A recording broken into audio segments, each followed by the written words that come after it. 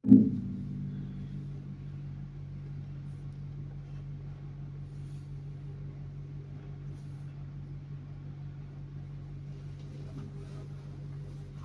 pagi, shalom. Shalom, haleluya.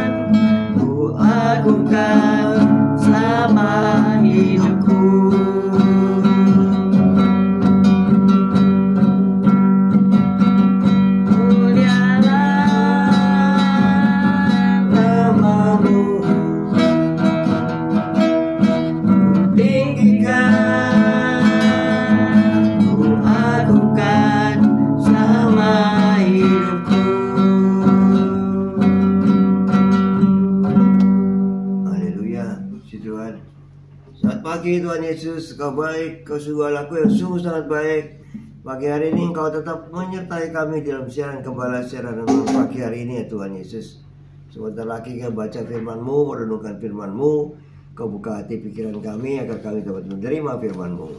Berikan roh pengertian bagi kami agar kami mengerti akan firman-Mu, dan berikan iman yang kuat bagi kami agar kami dapat melakukan firman-Mu di dalam kehidupan kami Tuhan Yesus. Kami serahkan kehidupan kami sepanjang hari ini bersama semua rekan-rekan peserta daripada renungan pagi hari ini ke dalam tangan-Mu, di dalam kuat kuasa-Mu, di dalam perlindungan-Mu, di dalam penyertaan-Mu, di dalam kasih-Mu, juga di dalam berkat-Mu ya Tuhan Yesus. Dan Kau tetap berikan kesehatan, kekuatan bagi tubuh kami agar kami dapat melayani Engkau lebih lagi. Dalam nama Yesus kami sudah berdoa dan mengucap syukur. Amin, amin, amin. Mari kita baca Kisah Para Rasul 16 ayat 16 sampai 24. Kisah Para Rasul. Kisah Para Rasul 16 ayat 16 sampai 24. 16 ayat 16. Kisah Para Rasul 16 ayat 16. Demikian bunyi firman Tuhan. Pada suatu kali ketika kami pergi ke tempat sembahyang itu, kami bertemu dengan seorang hamba perempuan yang mempunyai roh tenung. Dengan tenungan-tenungannya, tuan-tuannya memperoleh penghasilan besar. Ia mengikuti Paulus dan kami dari belakang sambil berseru, katanya, "Orang-orang ini adalah hamba Allah yang Maha Tinggi. Mereka memberitakan kepadamu jalan kepada keselamatan." Hal itu dilakukannya beberapa hari lamanya, tetapi ketika Paulus tidak tahan lagi akan gangguan itu, ia berpaling dan berkata kepada roh itu, "Demi nama Yesus Kristus, aku menyuruh engkau keluar dari perempuan ini." Seketika itu juga keluarlah roh itu. Kepala sudah cukup. Berapa? 24. Kisah Para Rasul 16 ayat 19. Ketika tuan-tuan perempuan itu melihat bahwa harapan mereka akan mendapat penghasilan lenyap, mereka menangkap Paulus dan Silas lalu menyeret mereka ke pasar untuk menghadap penguasa. Setelah mereka membawa keduanya menghadap pembesar-pembesar kota itu, berkatalah mereka, katanya, "Orang-orang ini mengacau kota kita ini karena mereka orang Yahudi, dan mereka mengajarkan adat istiadat yang kita sebagai orang Rom tidak boleh menerimanya atau menurutinya." Juga orang banyak bangkit menentang mereka. Lalu pembesar-pembesar kota itu menyuruh mengoyakkan pakaian dari tubuh mereka dan mendera mereka. Setelah mereka berkali-kali didera, mereka dilemparkan ke dalam penjara. Kepala penjara diperintahkan untuk menjaga mereka dengan sungguh-sungguh. Sesuai dengan perintah itu, kepala penjara memasukkan mereka ke ruang penjara yang paling tengah dan membelenggu kaki mereka dalam pasungan yang kuat. Amin. Amin. Kita baca sekali lagi ayat 18 ya. Kisah Para Rasul 16 ayat 18. Hal itu dilakukannya beberapa hari lamanya, tetapi ketika Paulus tidak tahan lagi akan gangguan itu, ia berpaling dan berkata kepada roh itu, "Demi nama Yesus Kristus, aku menyuruh engkau keluar dari perempuan ini." Seketika itu juga keluarlah roh itu. Amin, Amin. amin, amin. Seseorang yang bernama Manuel sudah terlambat pergi ke gereja. Tetapi sekarang ia terjebak di lampu merah. Saat ia menunggu dengan tidak sabar, putrinya melihat seorang pengemudi yang sedang mencoba mengganti ban mobilnya, dan rasanya ia tidak mampu untuk menggantinya. Maka putrinya berkata, "Loh, ayah ini kan jago mengganti ban," katanya begitu. "Ayo kita bantu." Jadi meskipun sudah sangat terlambat, tapi Manuel tahu interupsi itu adalah rencana Allah. Ia berhenti untuk membantu, bahkan mengajak pengemudi itu ke gereja. Paulus dan Silas juga menghadapi interupsi di dalam Kisah Para Rasul 16. Mereka berjumpa dengan seorang hamba perempuan yang dirasuk oleh roh jahat dan terus berteriak. Di ayat 17 ya. Selama beberapa hari Paulus bisa tahan ya mendengar teriakan-teriakannya. Tetapi akhirnya ia pun tidak tahan, dan akhirnya mengusir roh jahat itu untuk keluar dari perempuan itu. Dengan sadar, Paulus telah memilih untuk melayani sesamanya, meskipun itu terkadang membuatnya tidak nyaman.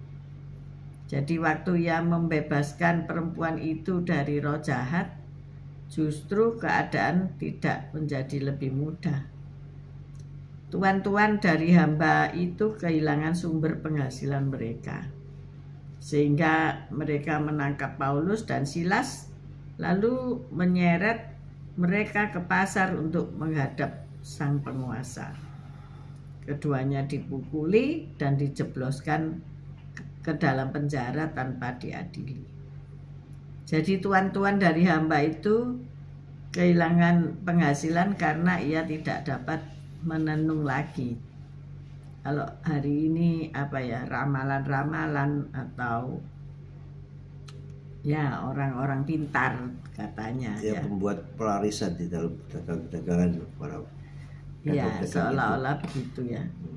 Bukan pelarisan tetapi tuannya ya, yang tuan dari hamba itu kehilangan uang kalau orang tukang tenung ini ya, tukang tenungnya ditangkap. Tukang tenung bukan ditangkap, anunya dihilangkan itu ya. Roh jahatnya dihilangkan. Ya. Roh jahatnya sudah, jadi dia tidak bisa lagi menenung, maksudnya itu begitu ya. Nah, maka Paulus dan Silas tambah dijeblosin dalam penjara. Sudah menolong seseorang untuk keluar dari ikatan roh jahat, tapi malah ia dipukuli dan dijebloskan dalam penjara tanpa diadili. Jadi ada harga yang harus dibayar dalam melayani Tuhan ya.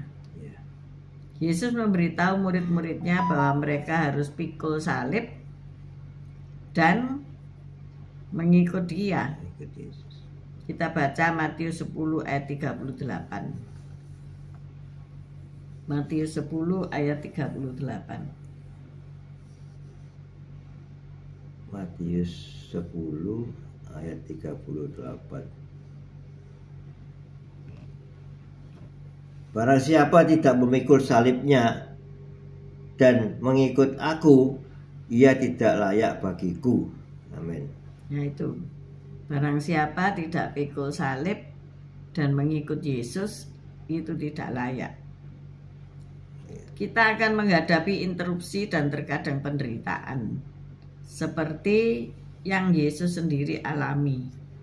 Namun Yesus mengundang kita untuk menyambut interupsi-interupsi yang tidak terduga itu. Seringkali ketika kita berangkat pelayanan atau akan melakukan suatu pekerjaan yang harus dikerjakan, tiba-tiba ada orang yang minta pertolongan untuk ya dilayani ya. Ketika saya berkebun di depan rumah ya, tiba-tiba seorang pembantu tetangga itu memanggil saya bahwa rekan kerjanya itu kesurupan ya, dari NTT kesurupan, dan saya dipanggil untuk datang ke rumahnya. Ya, saya bersegera datang, dan ternyata sang pembantu ini memang sedang trans ya, sedang kemasukan roh jahat. Jadi dia ngomel-ngomel, dia marah-marah, dia seperti orang terantum tapi ada roh di dalamnya. Jadi ternyata ketika ia berangkat ke Pulau Jawa, ia dibekali dengan sajen-sajen ya, didoakan oleh orang-orang pintar di sana. Istilahnya itu diberi kekuatan atau perlindungan dari roh-roh jahat, seperti itu ya. Dan akhirnya setelah kami doakan, kita suruh keluar rohnya itu dan dia tenang kembali. Nah, sepertinya peristiwa berkebun saya di pagi hari itu kan terbengkalai. Akhirnya enggak saya teruskan untuk berkebun karena hari sudah siang ya, sudah panas. Seolah-olah pekerjaan kita itu ada yang menginterupsi ya, mengganggu. Tetapi ya, itu adalah pelayanan kepada Tuhan ya. Jadi kita juga melakukannya dengan sukacita. Nah, itulah hal-hal yang terjadi interupsi-interupsi di dalam kehidupan kita. Ya untungnya nggak ada yang menjebloskan ke dalam penjara ya. Kalau Paulus dan Silas sudah menolong seseorang untuk bebas dari roh jahat, tetapi ternyata justru itu dipergunakan untuk cari uang ya. Hari-hari ini pun orang-orang memburu uang dengan segala macam cara ya Pak Gem ya. untuk dapatkan uang ya, hal-hal yang baik ataupun tidak baik itu mereka melakukannya, diterjang aja tanpa pikir panjang, bahwasanya itu kan ya menyusahkan hambanya gitu ya, kasihan gitu. Tetapi mereka justru membuat hambanya itu sumber penghasilan uang gitu ya. Nah itu tidak baik. Maka dari itu hari ini kalau kita menabur Injil, kalau kita membagikan kebenaran, kalau kita menyelamatkan seseorang, tentu ada orang-orang yang tidak senang, benar nggak ya? Iya. Bahkan ada yang sampai diusir ya dari rumahnya, dicoret dari warisan dan sebagainya ya. Tetapi kita nggak perlu warisan dunia ya. Warisan kita adalah dari surga mulia. Amin. Amin. Sebab segala harta kekayaan yang kita miliki, segala rumah, baik itu sederhana maupun mewah yang kita miliki, kita tidak akan bawa waktu kita kembali ke rumah Bapak. Karena rumah kita di sana lebih mewah ya. Lantainya emas, bayangkan ya. Kalau sekarang itu emas harganya berapa Pak Gem? Ya, tinggi sekali. Tinggi sekali ya. Tinggi sekali. Jadi kita di sini satu cuil emas saja sudah harus bayar tinggi sekali. Tetapi rumah kita di surga mulia lantainya emas. Kan luar biasa itu ya. Dindingnya dari permata. Iya, dinding-dindingnya dari batu permata seperti pelangi ya, warna-warni. Apa yang berharga di dunia ini menjadi tidak berharga di surga ya. Jadi ayo pandangan kita jangan diarahkan kepada dunia, melainkan pada surga mulia. Mungkin hari ini Bapak Ibu harus melakukan suatu pekerjaan atau sedang liburan ya, libur panjang dari hari Jumat, Sabtu, dan Minggu. Anda bisa healing-healing, bermalam di villa atau dimanapun berada. Tetapi toh Anda selama ada wifi bisa mengikuti siaran ini. Jadi ayo, bagaimana respon Anda terhadap interupsi? Bagaimana Pak Gem? Ya. Responnya terhadap interupsi yang terjadi dalam hidupmu. Mungkin lagi enak-enak harus bekerja, kemudian ada orang yang minta tolong. Bagaimana? Ya, harus kita merespon positif ya. Apa yang mereka ini datang kepada kita untuk minta tolong sesuatu, ya kita harus merespon. Dan kita harus hijau apa yang mereka sedang, apa yang mereka hadapi saat ini gitu.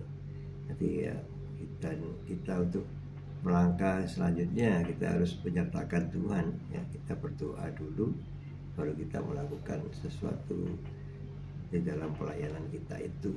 Bukan kita semau kita sendiri dalam pelayanan itu, tapi kita harus seturut kehendak Allah. Ya, jadi kita melayani Tuhan tidak bisa sesuka hati ya. Kadang-kadang mungkin harus keluar dari jalur untuk menolong seseorang gitu ya. Seperti kalau kita mau ke satu kota tapi harus menempikan mobil, menolong orang lain, ya itulah kehidupan ya. Bagaimana Anda dapat mengizinkan Allah berkarya melalui diri Anda di tengah interupsi tersebut? Ya, seperti saya yang harus menolong seorang pembantu rumah tangga yang sedang dirasuk setan itu, ya tentu saya berkata kepada Tuhan, aku ini hamba-Mu, Dan biarlah Engkau mengurapi hamba-Mu ini untuk dapat mengusir roh-roh jahat. Nah, demikianlah Tuhan juga menyertai dalam peristiwa tersebut. Bukan kita yang usir ya, tapi Tuhan. Ya, Tuhan yang bekerja melepaskan dia dari ketergantungan terhadap roh-roh jahat itu ya. Karena anak-anak perantauan itu sering diberi itu kekuatan supranatural, tapi bukan dari Tuhan, dari roh-roh jahat. Sehingga mereka sering, kalau mereka rindu kampung, mereka akan manifestasi ya. Itu mereka, salah satu tanda. Mereka dibekali sesuatu benda untuk mereka bawa dari luar pulau itu ke Pulau Jawa. Nah, kalau ada sesuatu, dia bisa berdoa melalui pertolongan benda yang dia bawa itu. Nah, itu dia bisa bermanifest. Nah, bagaimana benda yang kecil itu bisa menolong orang itu benda? Nah, kita perlu pertolongan, yang minta tolong kepada Tuhan yang maha besar, Tuhan yang hidup, yang sanggup menolong kita. Amin. Amin. Jadi jangan terjebak di dalam pertolongan roh-roh jahat. Mari kita berdoa. Ya, terima kasih Tuhan Yesus firman-Mu.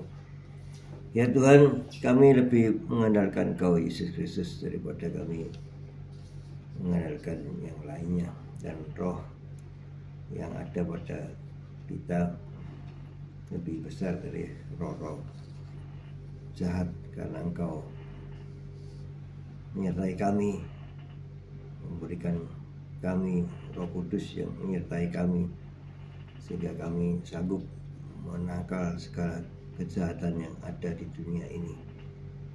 Kau telah mempersenjatai kami, mampukan kami, kalau kami benar-benar di dalam Engkau, dan kami mau pikul salib sehingga kami layak di hadapan-Mu, sehingga kami bisa memberikan yang terbaik di dalam pelayanan kami, menjunjung tinggi nama-Mu, sehingga kami bisa melakukan yang terbaik di dalam pelayanan ini. Semua karena Engkau Yesus. Terima kasih. Haleluya. Amin. Bapak, kami mengucap syukur, terima kasih. Apapun interupsi yang kami tidak kehendaki, yang tidak terduga, yang menghalang-halangi perjalanan kami, Tuhan, semua itu karena Engkau izinkan agar kami dapat menjadi berkat bagi orang lain. Terima kasih untuk semua interupsi yang pernah terjadi dalam hidup kami, ataupun yang akan kami alami mendatang. Kami percaya dengan pertolongan Tuhan, semuanya akan menjadi baik-baik saja. Terima kasih ya Bapak. Kami berdoa untuk hamba-hamba-Mu yang melayani Tuhan, mereka yang sampai ke pulau-pulau, mereka yang sampai jauh ke gunung-gunung. Tuhan jamah dan berkati mereka, sehingga mereka mampu jika mengalami interupsi-interupsi yang tidak terduga. Mereka yang sakit, mereka yang lemah tubuh, mereka yang harus menghadapi persoalan-persoalan kesehatan, Tuhan, Engkau menyembuhkan mereka. Terima kasih ya Bapa, Engkau baik, sangat baik dan teramat baik. Kami juga berdoa untuk rekan-rekan yang sedang berjuang di dalam berwirausaha karena mereka ter-PHK. Tuhan, pilihkan segala sesuatu yang membuat mereka bisa menjadi hidup lebih mudah, menjadi hidup lebih berbahagia. Terima kasih ya Bapa. Kami mengangkat kedua belah tangan kami untuk menerima berkat Tuhan. Tuhan memberkati engkau, Tuhan melindungi engkau, Tuhan menyinari engkau dengan wajahnya dan memberikan engkau kasih karunia. Tuhan menghadapkan wajahnya kepadamu dan memberikan engkau damai sejahtera. Terimalah berkat dari Allah Bapa, Putra dan Roh Kudus, berkat kasih, sukacita, damai sejahtera mulai pagi hari ini sampai Maranatha Tuhan Yesus datang untuk kedua kalinya, bahkan sampai selama-lamanya. Mari yang sudah menerima berkat Tuhan katakan bersama, amin, amin, amin. Haleluya, puji Tuhan. Ya, sebelum saya tutup, ini saya mau bersaksi dulu. Hari ini mata saya betul-betul bisa melihat dengan baik ya. Karena dokter ini memberikan udara di dalam pemasangan lensa itu, sehingga hari pertama waktu selesai operasi itu saya merasa ada selaput atau kabut, dan kabut itu tiap hari berangsur-angsur hilang sampai sekarang hari ke-6 ya, hari ketiga setelah operasi. Hari Rabu, Kamis, Jumat, Sabtu, hari keempat sudah mulai 99% terang ya. Kayak jadi, iklannya bolam Philip itu ya. Terus terang ya, puji Tuhan. Makin terang. Haleluya. Jadi cara beliau atau sistem yang beliau pakai, Dr. Wimbo ini tidak langsung selesai operasi terus melihat dengan 100% gitu, tidak, tetapi diberi kesempatan untuk mata adaptasi ya, karena waktu itu juga masih bengkak kan ya. Jadi saya merasakan seperti orang buta yang disembuhkan oleh Tuhan Yesus ya. Jadi bisa melihat apa bayangan, kemudian baru melihat pohon-pohon, baru melihat apa itu orang-orang, dan akhirnya melihat dengan jelas. Saya menikmati itu ya. Jadi puji Tuhan, hari ini sudah makin terang, kabutnya sudah hilang, besok lebih celing lagi. Haleluya. Dan kelihatannya yang dioperasi lebih terang daripada yang mata kanan ya. Ya puji Tuhan semuanya, terima kasih untuk semua yang mendoakan kita. Terima kasih Bu Wanda, Pak Budi yang juga mendoakan kami ya. Terima kasih. Fan shop sakit apa? Kita berdoa ya. Tuhan, terima kasih kalau hamba-Mu sudah pulih, mata operasi katarak sudah berhasil dan sudah pulih kembali. Kami berdoa untuk Ibu fan shop yang sedang sakit, apapun sakit penyakitnya, apakah itu flu, kelemahan tubuh, kelelahan bekerja, Tuhan angkat semuanya dan boleh sembuh kembali dengan sempurna. Terima kasih Tuhan. Amin, amin, amin. Ya, terima kasih Bu Wanda, Pak Budi, fan Rita Herawati, Dira, salam kenal, Bu Viken, Pak Henry, Rima, Anton, Pak Mei, Bu Ruli, Bu Saiman, Pak Saiman, Veve, Pak Bambang, Bu Vera. Terima kasih Bu Foni, Pak Paulus, Yosinta, Sepsi, Esther, Anton, Pak Martin, Bu Febi, Bu Titik Sulistiani. Terima kasih semuanya, Yosinta, Bu Nurmala, Moana, Mikel. Oke, selamat pagi. Sampai ketemu di hari Senin. Besok kita ke gereja masing-masing. God bless you all. Thank you. Hallelujah.